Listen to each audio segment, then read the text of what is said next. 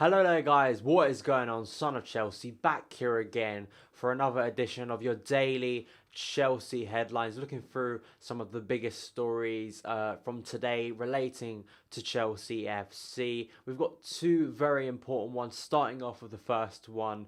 It's relating to tomorrow's game.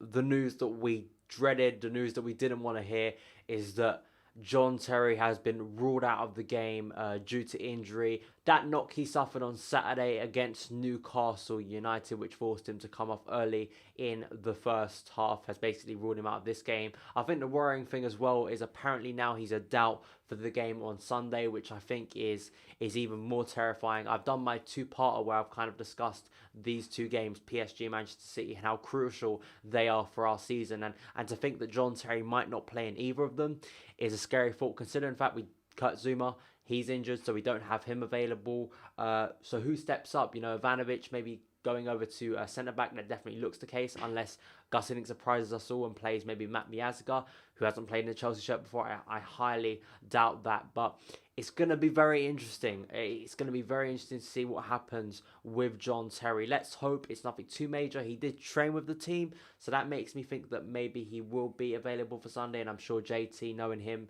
will want to be ready for that game on Sunday, especially missing tomorrow night's game. But yeah, worrying news all the same for JT. Next is a story about Eden Hazard. Now, there's been a lot of stories about him maybe leaving, potentially leaving in the summer to Real Madrid. And today a story has emerged about Eden Hazard talking about how it would be hard for him to refuse and say no to PSG if they were to come in for him. Now, timing of this interview, absolutely awful. We're playing PSG tomorrow night. It's a Champions League tie, and we have one of our key players in Eden Hazard, who hasn't had a good season, who's been prone to a lot of criticism this season from fans, and for me, justified, about his mentality. Coming out and saying something like this, it just doesn't help. Now, I'm not entirely surprised by these comments from Eden Hazard. I'm not shocked by them, but I just think for Eden, especially, I know he does kind of backtrack in the interview. He goes on to say, you know, I've got the contract here at Chelsea till 2020. I'm playing well for Chelsea, but I just don't think it's the best publicity for Chelsea. Now,